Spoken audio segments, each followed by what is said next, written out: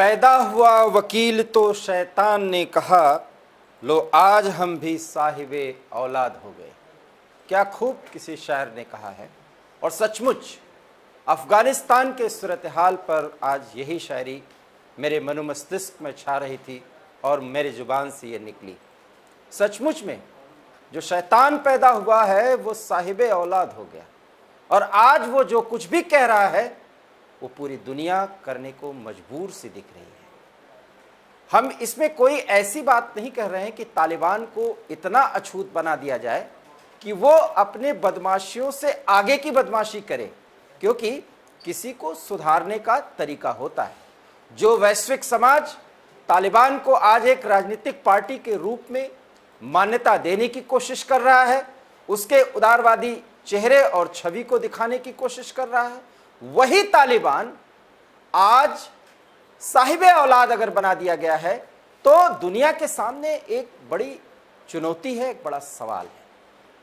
मैं ये बात इसलिए कह रहा हूं कि भारत की 130 करोड़ से अधिक की आबादी तालिबान को एक आतंकी संगठन मानती है, और वो तब तक मानती रहेगी जब तक कंधार हाईजैक जो विमान हुआ था उसके 4 आतंकी जो छोड़े गए थे और उसका जो दंश भारत आज झेल रहा है, उसका जवाब और उसका हिसाब नहीं मिल जाएगा।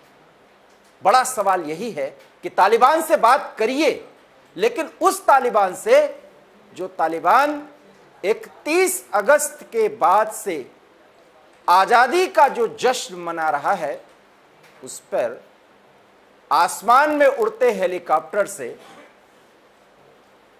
आदमी, इंसान लहराए जाते हैं, उनको दंड दिया जाता है, महिलाओं को स्कूल जाने की मनाही की जाती है, और यह कहा जाता है कि एक उदारवादी चेहरा है।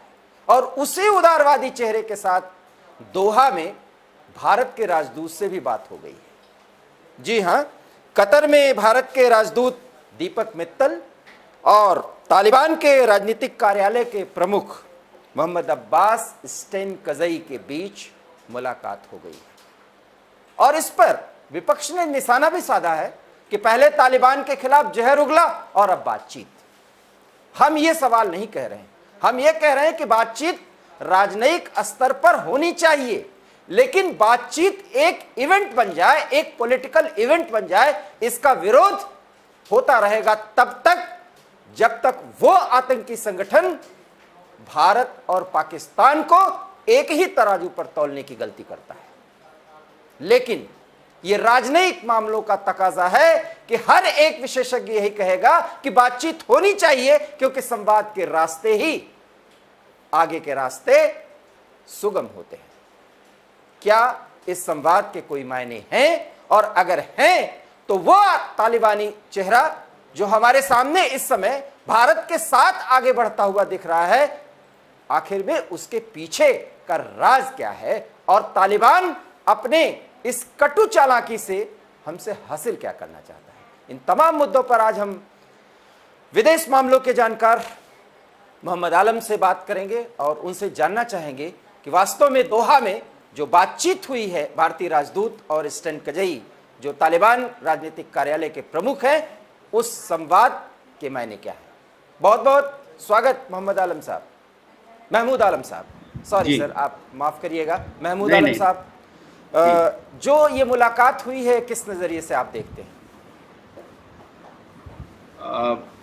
देखिए दिवाकर जी, आपको ये अच्छे तरीके से मालूम है, और हम जब आपसे पहले प्रोग्राम कर रहे थे तो हमने आपको बोला भी था, वेट एंड वॉच की बात की थी। तो जैसे कि अभी आपने खुद ही बताया कि पूरे वर्ल्ड ने ऑलमोस्ट उनको रिकॉग्नाइज कर लिया है, जो जो सुपर पावर हैं। एटलीस्ट आप ये देखिए, यूएसए तो बातचीत ही कर रहा था उनसे, फिर उन्होंने अपने साथ, यूएसए ने अपने साथ रशिया को मिलाया, चाइना को मिलाया। अब उसके बाद अगर आप जर्मनी का देखें तो उनका भी ऑलमोस्ट यही बोलना है। तो ये तो एक तरीके से रिटन ऑन द वॉल था कि, और मैं आपको पहले भी बता चुका हूँ कि देखिए इंटरनेशनल पॉलिटिक्स में हर कंट्री जो है अपने हितों की रक्षा करना चाहती है। तो उनको यही लग रहा है इन कंट्रीज़ को यही लग रहा है, अब जैसे बिडेन साहब को लगा कि 22-20 साल हो गए रशिया यूएसए को कुछ हासिल तो हुआ नहीं। वहाँ पे आप ये देखिए जिस तरीके से आए थे, ये तालिबान को ख़त्म करने के लिए आए थे, लेकिन आप ये देखिए तालिबान ने किया क्या? कुछ नहीं हो पाया। तालिबान जो है वहाँ। मोहम्मद आलम जी साहब, मैं आपका जी इसका जवाब लूंगा इस सवाल का, और ये बात हर एक विशेषज्ञ कहता है, वो आप भी सर बड़े अच्छे ढंग से समझा रहे हैं, लेकिन मैं ग्राफिक्स के जरिए वो 3 बातें बताना चाहता हूं जो बातचीत हुई है। जी स्टेन कजई और भारतीय राजदूत के बीच 3 मुद्दों पर बातचीत हुई, और वो क्या है ये आप स्क्रीन पर देखिए। आने वाले दिनों में भारतीयों के साथ क्या व्यवहार हो, ये 3 जो आपकी स्क्रीन पर चल रहे हैं, और उस तीसरी बात में आप पहली बात देख रहे हैं कि आने वाले दिनों में किस तरीके से भारतीय वहां से निकले, और तीसरी बात किस तरीके से भारत के खिलाफ अफगानिस्तान की जमीन का इस्तेमाल न किया जाए। ये 3 बातें हुई हैं, हालांकि ये राजनयिक स्तर पर कही जाती है, बात तो इससे बहुत आगे की हुई होगी, लेकिन इन 3 बातों को अगर करने के लिए ही संवाद किया गया तो क्या ऐसी बात हो गई जो ये संवाद करना जरूरी था? अब मैं आपसे इसका जवाब चाहूंगा। मैं आपको यहाँ पे ये बताना चाहूँगा कि हमारे लिए देखिए अफ़गानिस्तान बहुत इम्पोर्टेंट है, और हमारे लिए उसकी अगर आप अफ़गानिस्तान की जियोपॉलिटिकल सिचुएशन भी देखें, हमने हमारे इससे जो है अफ़गानिस्तान से हिस्टोरिकल संबंध रहे हैं। आप ये देख लिया, हमारे बड़े हिस्टोरिकल संबंध इनके साथ रहे हैं, आज से नहीं। और अगर आप ये देखें अफ़गानी अवाम जो है वहाँ का जो है, उसमें जो है इंडिया का जो है बहुत अच्छी रेपुटेशन है, इंडिया को बड़ी इज्जत की नज़र से देखा जाता है वहाँ पे, ठीक है। अब देखिए दूसरा ये है, हमको यहाँ पे ये समझना होगा कि पाकिस्तान और चाइना तो ये चाहते ही हैं कि इंडिया का वर्चस्व वहाँ से किसी सूरत से ख़त्म हो। तो अगर हम इनसे कोई भी कांटेक्ट नहीं रखते हैं, देखिए अव्वल तो हमने आपसे पहले भी बोला था वेट एंड वॉच वाली बात करनी है, जो है हमें ये देखना है कि वाकई में जो तालिबान एक मॉडर्न फेस अपने सामने जो लाने की कोशिश कर रहे हैं, वो वाकई में इस पे अमल भी करेंगे या नहीं करेंगे, यही एक बड़ा सवाल है। जी जी, तो वही मैंने इसी वजह से हमने वेट एंड वॉच की बात की थी। लेकिन अब जिस तरीके से घटनाक्रम इतनी तेज़ी के साथ चेंज हो रहा है, तो देखिए नो डाउट अगर हमारा कुछ संवाद नहीं होता तो हमारी प्राइम जो इस वक्त कंसर्न है, जो इंडियन कम्युनिटी अफगानिस्तान में है। अब ऐसे देखिए बहुत सारे लोग मज़ार शरीफ में हैं, जलालाबाद में है, काबुल में है, जो एक अरसे से वहाँ पे 40-50 साल उससे पहले से भी हैं, उनका पूरा कारोबार अपना वहाँ पे जमा हुआ है, वो वहीं के एक तरीके से बाशिंदे हैं वहाँ के, ठीक है। एक तो हमारा ये कंसर्न है कि उनको हमें एक एश्योरेंस मिले कि भाई उनके ऊपर कोई जो है आँच नहीं आएगी, और वो तभी पॉसिबल है जब आप बातचीत कर सकेंगे। दूसरे है कि जो हमारे इंडियंस लोग हैं और वहाँ से निकलना चाहते हैं, क्योंकि अब तो देखिए जिस तरीके से एयरपोर्ट भी अब तो तालिबानों के पास आ गया, अब तो वहाँ से यूएसए चला गया, तो वो तभी पॉसिबल है जब हमारी इनसे बातचीत होगी। तीसरे देखिए इनको भी अच्छे तरीके से मालूम है अफगानियों को कि ये तालिबान को ये अच्छे तरीके से मालूम है कि सिर्फ और सिर्फ वो आपका पाकिस्तान और चाइना की बेस पे जो है अपनी हुकूमत नहीं चला सकते। वो ये चाहते हैं कि हाँ साहब पूरा जो है वर्ल्ड कम्युनिटी इनको जो है वो जो है रिकॉग्नाइज करे, और इस इलाके में जो सबसे इम्पॉर्टेंट रोल प्ले कर सकती है कोई कंट्री, तो वो प्ले कर सकती है इंडिया। देखिए चाइना के अपने हित हैं, उनका खनिज के ऊपर उनकी नज़रें हैं वहाँ के, उसके अलावा जो एक स्पेस मिलेगी वो उसको हथियाना चाहता है। लेकिन इंडिया ने हमेशा निस्वार्थ काम किया है, मानवता के आधार पे हमेशा काम किया है। तो मेरा ये कहने का मकसद है यहाँ पे कि अगर हमने इनको इंगेज किया है तो एटलीस्ट वहाँ पे थोड़ा बहुत उनके ऊपर प्रेशर, थोड़ी बहुत हमारी बात समझ सकेंगे कि वो हमारा क्या कंसर्न है। और मैं बार बार ये बोल रहा हूँ कि देखिए पाकिस्तान और चाइना तो ये चाहते ही हैं कि इंडिया किसी भी सूरत से इसमें ना आए, लेकिन तालिबान को भी मालूम है कि अगर वाकई में अफ़गानिस्तान के पुनर्निर्माण में अगर कोई उनकी मदद कर सकता है, निस्वार्थ अगर कोई मदद कर सकता है, तो वो इंडिया ही करेगा। इस वजह से देखिए, हमारे जो अपने कंसर्न है वो तो हमने बिल्कुल सही है कि देखिए आलम हम साहब, खत जी, जी। आलम साहब, सवाल ये है कि जितना आप गंभीर, संयत और समझदार एक राजनीतिक संगठन के रूप में एक राजनयिक मामलों के संदर्भ में आप तालिबान को समझ रहे हैं, क्या वास्तव में ये समझा जाए कि ये इतने गंभीर हैं? देखिए, ऐसा है कि अभी हम ये नहीं बोल सकते, हम इनको देखेंगे, वेट करना होगा, लेकिन अगर उनको वाकई में अगर गवर्नमेंट चलानी है तो ये उनको करना होगा, उनको ये करना। दो बात इस संदर्भ में है, क्योंकि ये बातें तो हैं, ये तो निकल के आ रही हैं।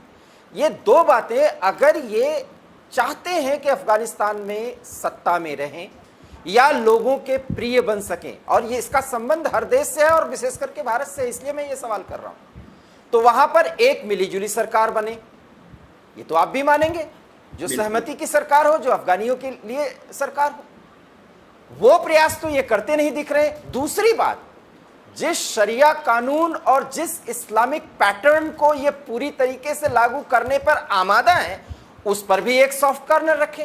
ये दोनों बातें तो दिख नहीं रही हैं, और जब ये दोनों बातें दिख नहीं रही हैं, तो तालिबान अफगानिस्तान पर एक लड़ाके संगठन के रूप में ही शासन करेगा ना। और जब ऐसा शासन होगा तो उसको एक राजनयिक मान्यता देना, उनके साथ संवाद करना, क्या भारत बहुत कुछ हासिल कर लेगा?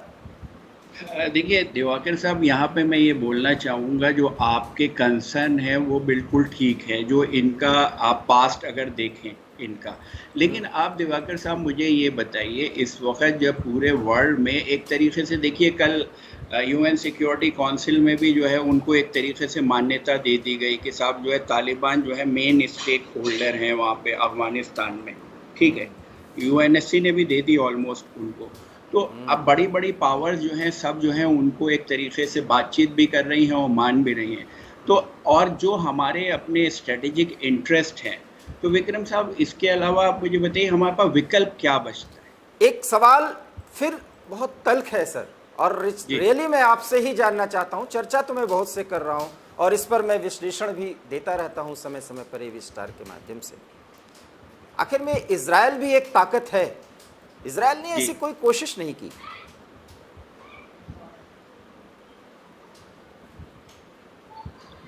मैं फिर से रिपीट करूं, मैं सवाल ये कह रहा हूं कि इजराइल भी इस वैश्विक बिरादरी में एक ताकत है, ये तो आप मानते हैं। कोई ऐसा प्रयास नहीं किया कि तालिबान के साथ उसके राजनयिक संबंध हो।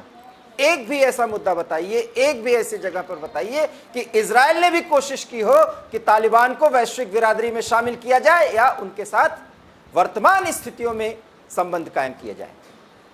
देखिए इजराइल और देखिए इंडिया का कंसर्न और इजराइल का कंसर्न, या आप वर्ल्ड की बात कर रहे हैं आप, तो वो अलग है। देखिए जैसे यूएसए को वहाँ से निकलना था, वो निकला।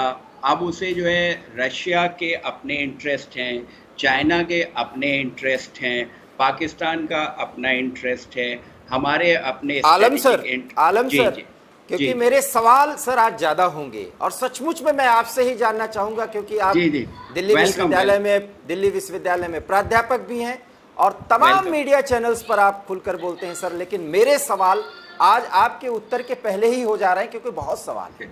सवाल ये है कि इजराइल और इंडिया के कंसर्न एक क्यों नहीं है? देखिए इस वजह से नहीं है कि देखिए इजराइल का वहाँ पे क्या स्टेक पे है, आप ये बताइए मुझे। अफगानिस्तान में इंडिया का, हमारा इंडिया का, देखिए इंडिया का हिस्टोरिकल संबंध उनके साथ रहे हैं। उसके अलावा हमारी कम्युनिटी जो है वहाँ कितने अरसे से जो है वहाँ पे आप बिजनेस कर रही है, वहाँ पे बसे हुए हैं। उसके अलावा आप देखिए अफगानिस्तान वाले जो है हमारे यहाँ स्टूडेंट्स आते हैं। उसके अलावा जो है कितने लोग वहाँ से आते हैं अपना ट्रीटमेंट कराने के लिए। है ना, ये तो वो अफगानी है जो आप भारत को अपना भाई मानते हैं, या इससे मैं कहाँ इनकार कर रहा हूँ। लेकिन काबुल पर, माफ करिएगा, काबुल पर जो बैठे हुए हैं वो तो भारत के दोस्त नहीं है सर। और 1996 से 2001 का वो जो दौर था वो हमें याद रखना चाहिए। देखिए, वो मैं आपकी बात से बिल्कुल इत्तेफ़ाक कर रहा हूँ कि इनका पास्ट को देखते हुए आप इनके ऊपर आँख मीच के इनके ऊपर भरोसा नहीं कर सकते। लेकिन मैंने जैसे कि आपको बताया कि अपने स्ट्रैटेजिक इंटरेस्ट जो होते हैं, कंट्री के जो इंटरेस्ट होते हैं, बाज़ टाइम आपको ना चाहते हुए भी वो काम करना पड़ता है। तो बाज़ टाइम आपको जो है कैलकुलेटेड रिस्क लेना पड़ता है। तो मैं यहाँ पे ये बोलना चाह रहा हाँ, हूँ यहाँ जिस रिस्क तरीके। फैक्टर है, ये आप जी, मानते हैं ना? जी, बस बिल्कुल मानता हूँ। मैं भी यही बिल्कुल, मानता हूं कि बिल्कुल ये मानता जो वार्ता हो रही है, जो हूँ। जी, संबंध की स्थिति बनेगी, वहां रिस्क फैक्टर है, क्योंकि हमारा दुश्मन पाकिस्तान तालिबान के पीछे खड़ा हुआ है। जी, बिल्कुल वो हकीकत है। मैं तो आपसे शुरुआत में ही मैंने बोला जी। कि पाकिस्तान और चाइना तो ये चाहते ही हैं कि इंडिया को वहाँ कोई स्पेस ना मिले, हम्म। वहाँ पे कोई स्पेस ना मिले। और देखिए, हमने खुल के बोला इस बातचीत में भी, मैंने आपको पहले ही बोल दिया, एक तो कैलकुलेटेड रिस्क लेना, और वहाँ खुल के बोला गया है कि भाई देखिए, आप ये हमको जो है इट इज़, अगर आप ये चाहते हैं कि वाक़ई में हमारे रिलेशनशिप हों और हम कोई वहाँ पे जो है कोई जिस तरीके से बोला गया था, जैसे ये आए थे तालिबान के, जो इंडिया वेलकम है कि जो उनके प्रोजेक्ट्स हैं उनको आए वो कंप्लीट करे। और उनके एक स्पोक्स पर्सन ने ये भी बोला कि भाई इंडिया जो है इस सब कॉन्टिनेंट में एक बहुत बड़ी पावर है और बहुत इम्पॉर्टेंट रोल प्ले कर सकता है वहाँ पे। ये सब चीज़ें, इसके बावजूद में मैं यही बिल्कुल, मैं बोल रहा मानता हूं हूँ कि सर, मैं मानता जी, हूं। सवाल तो इस उससे भी आगे है। जी, कश्मीर पर देखिए, ये बोलते हैं कि कश्मीर भारत और पाकिस्तान का मामला है, ये भी तालिबान बोल चुके हैं। हालांकि जी, ये सारी बातें अगर संबंध में भारत के संदर्भ में बात किया जाए, तो तालिबान का कोई प्रवक्ता क्यों नहीं कहता कि भारत का कश्मीर और वो कश्मीर जो पीओजे के है, जिस पर एक मूवमेंट भारत की तरफ से चलाया जा रहा है, ये भारत का हिस्सा है और इस पर भारत और पाकिस्तान जाने, ये सार्वजनिक तौर पर तालिबान की तरफ से कह दिया जाए। दिवाकर साहब, मैं यहाँ पे एक चीज़ बोलना चाहूँगा। अगर आप उनके स्पोक्स पर्सन, जो ऑफिशियल स्पोक्स पर्सन है, उनका अगर आप वो देखें तो वो क्या बोलते हैं, पाकिस्तान हमारा दूसरा घर है। मैं वही तो बात कह रहा हूं, तो इसीलिए मैं तो तो मैं आपसे आपसे पूछ रहा हूं। वो तो ये मैं तो आप कहते हैं कि पाकिस्तान जी, अपना, और आप याद करिए जब हम आपसे पहली बार बातचीत कर रहे थे एवी स्टार न्यूज पर, और उस संवाद में भी मैंने बोला था कि एक तरफ वो घर बताते हैं और दूसरी तरफ कहते हैं कि दोनों का धर्म एक है, तो नेचुरल एलाई हो गया। और इंडिया इसलिए है क्योंकि इंडिया का इन्वेस्टमेंट है, मतलब इंडिया से फायदा लो, अपनी मौज मस्ती करो, और पाकिस्तान के धर्म के नाम पर, इस्लाम के नाम पर भारत के विरुद्ध अगर कोई कार्रवाई हो तो उस पर चुप हो जाओ। यही तालिबान की रणनीति है सर। देखिए, एक जी बात तो मैं यहाँ पे बोलना चाहूँगा आपसे जी कि ये आप देखिए, हमारे लिए, मैं आपसे बार बार बोल रहा हूँ कि ये बड़ा कठिन वक्त था हमारे लिए कि हमको इनको एंगेज करना है या नहीं करना है। ये नो महत्वपूर्ण डाउट। बात आपने कही। जी जी। और लेकिन उसके साथ साथ आपको मैं बार बार इस वजह से बोल रहा हूँ कि इसकी स्ट्रेटेजिक इम्पोर्टेंस को विक्रम साहब, हम सब लोगों को समझने की कोशिश करना है। अब से फॉर एग्जांपल, अगर आपको सेंट्रल एशिया पहुँचना है, जी तो आप बताइए, फिर आपको जो है ईरान के थ्रू, चार बाहर से होते हुए आपको अफगानिस्तान के थ्रू जाना पड़ेगा। जाना पड़ेगा, ठीक ठीक है, है। ठीक है। उसके अलावा अगर हमारा थोड़ा बहुत, मैं ये नहीं बोल रहा कि आप बिल्कुल जो है हम एकदम से जो है वो हमारे दोस्त बन जाएंगे या हम उनके दोस्त बन जाएंगे, कॉशियसली संवाद इस वजह से भी ज़रूरी है कि जैसे थर्ड पॉइंट अगर आप देखें, हमने क्लियर कट बोला है उनसे कि हम ये एक्सपेक्ट करते हैं कि आप अपनी ज़मीन को एंटी इंडिया फोर्सेस को यूज़ नहीं करने देंगे। तो एटलीस्ट अगर हमारा संवाद होगा तो हम अपना पक्ष तो रख पाएंगे, और अगर उनकी कथनी और करनी में फ़र्क होगा तो हम वो रिलेशनशिप ख़त्म भी कर सकते हैं। यही वो रिस्क फैक्टर है। और जी, आप पहले व्यक्ति हैं, एक विशेषज्ञ के तौर पर किसी टीवी स्क्रीन के सामने आके कह रहे हैं कि रिस्क फैक्टर के साथ हमें आगे बढ़ना ही होगा। ये राजनयिक जी, मांग है, ये मैं स्वीकार करता हूं। लेकिन उसके संबंध में ये तर्क दे देना कि तालिबान बदल गया, ये हम मान कैसे सकते हैं सर? नहीं, देखिए ये कोई नहीं बोल रहा है, और ये हमारी हुकूमत ने भी ऐसा कुछ नहीं बोला है कि वो बदल गया है। लेकिन आपको ये मालूम है, हमने स्ट्रेटेजिकली जो है अपने हितों को देखते हुए हमने उनको एंगेज किया है, और हमने क्लियर कट बोला भी है। और इंडिया ने तो देखिए हमेशा हमारी फॉरेन पॉलिसी भी आप देख ली, हमने तो क्लियर कट बात की है कि हम किसी भी उस स्टेट के ख़िलाफ़ है जो वायलेंस की बात करती है, जो ह्यूमन राइट्स का उल्लंघन करती है। उसके अलावा हमने क्लियर कट बोल दिया जिसकी आशंका है कि क्या जो है इससे जो है चरमपंथियों को इससे जो है कुछ फ़ायदा होगा, या वो जो है अपनी अफ़गानिस्तान जो है अपनी वो सरज़मीन को उसको एंटी इंडिया के लिए यूज़ करने देगा। तो ये तो हमने क्लियर कट उनको बोल दिया है। लेकिन जो हालात हैं जिस तरीके से, देखिए ऐसा है कि वक्त के हिसाब से अपने स्ट्रेटेजिक इंटरेस्ट को सेफगार्ड करने के हिसाब से आपको जो है बास टाइम जो है अपनी स्ट्रेटेजी को चेंज करना पड़ता है। तो उसी को हमने किया है, अपने हितों को देखते हुए हमने किया है। हमने किसी को कोई क्लीन चिट नहीं दे दी है कि बिल्कुल जो है नहीं साहब बिल्कुल हमने सर्टिफिकेट दे दिया है, ऐसा कुछ नहीं हुआ है। उनको भी मालूम है, तालिबान को भी मालूम है कि अगर वो वाकई में चाहते हैं कि वो लंबे अरसे तक जो है अफ़गानिस्तान पे हुकूमत करें, तो उनको भी जो है हमारी ज़रूरत है। और हमने ये बोला आपको, हमने इस वजह से इंगेज किया कि हमारे भी कुछ कंसर्न्स हैं, हमारे भी कुछ इंटरेस्ट हैं।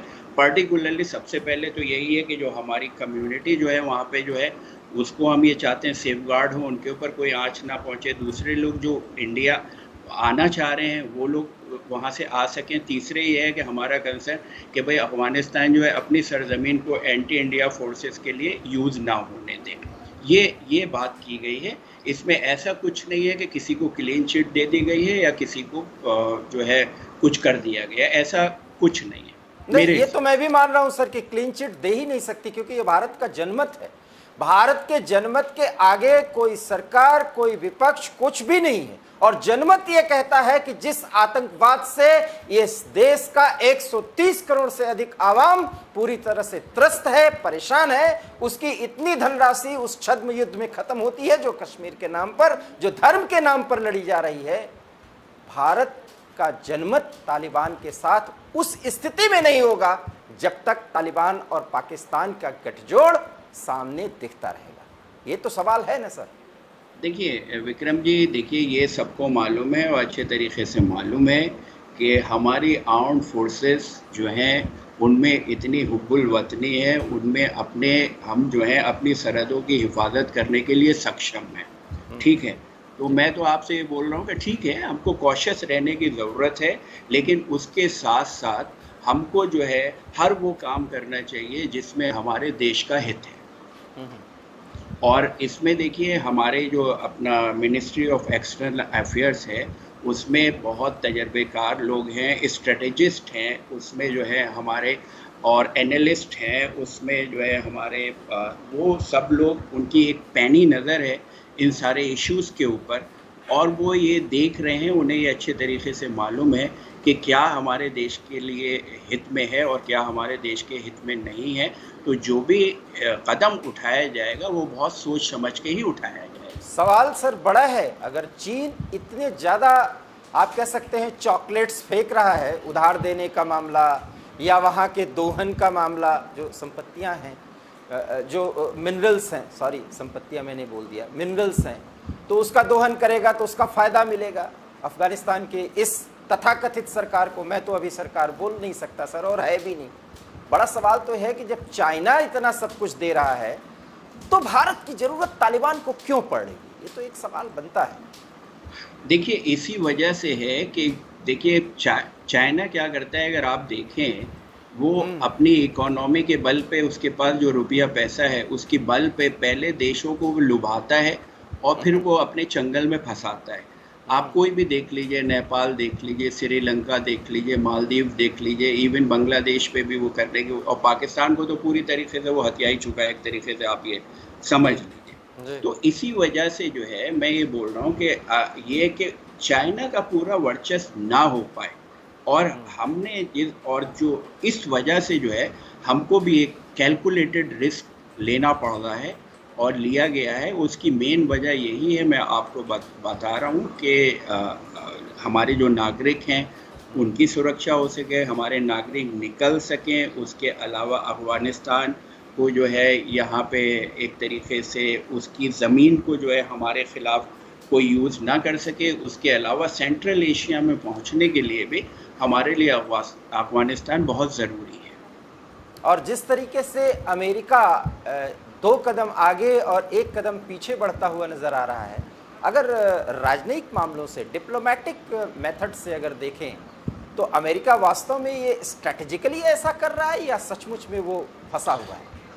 नहीं देखिए, ऐसा है, मुझे ये लग रहा है कि यहाँ पे जो है बिडेन जो है वो बैकफुट पे हो गए हैं, और डोमेस्टिक ऑडियंस को करने के लिए भी उनको जो है कि इसका जो है उनको एक तरीके से नुकसान पहुँच रहा है वहाँ पे। तो उसको शायद उसकी जो क्षति हुई है उसको दूर करने के लिए ये 2 कदम आगे, कदम पीछे, 1 कदम आगे, 2 कदम पीछे, ये उनको करना पड़ रहा है। आपने एवी स्टार के तमाम तल्ख सवालों का सर, जो हर एक नागरिक जानना चाहता है भारत का, और उसके मन में जो सवाल हैं, और उस सवाल के एक उत्तर में आपने एक बहुत महत्वपूर्ण बात कही, और वो है कि कैलकुलेटेड रिस्क के साथ हमें आगे बढ़ना होगा, क्योंकि ये डिप्लोमैटिक मेथड में एक मान्य नियम सा है। बहुत बहुत धन्यवाद आपका कि आपने इतनी महत्वपूर्ण बात बताई, और एवी स्टार न्यूज़ के दर्शकों को ये पता चला होगा कि किस तरीके से जो दोहा में बातचीत हुई है, तालिबान के राजनीतिक मामलों के सर्वे सर्वा, या आप कहें प्रवक्ता भी हैं वो, स्टन कजई के साथ भारत के राजदूत की, उस बातचीत से भारत सिर्फ एक ऐसा कैलकुलेशन के साथ आगे बढ़ने की रणनीति पर आगे बढ़ रहा है जिसमें तालिबान को परखने के साथ साथ वो हर कुछ एज तालिबान के जरिए प्राप्त कर सके, जिससे अफगानिस्तान में रह रहे भारतीय नागरिकों की सुरक्षा हो सके। एवी स्टार न्यूज़ में इतना ही।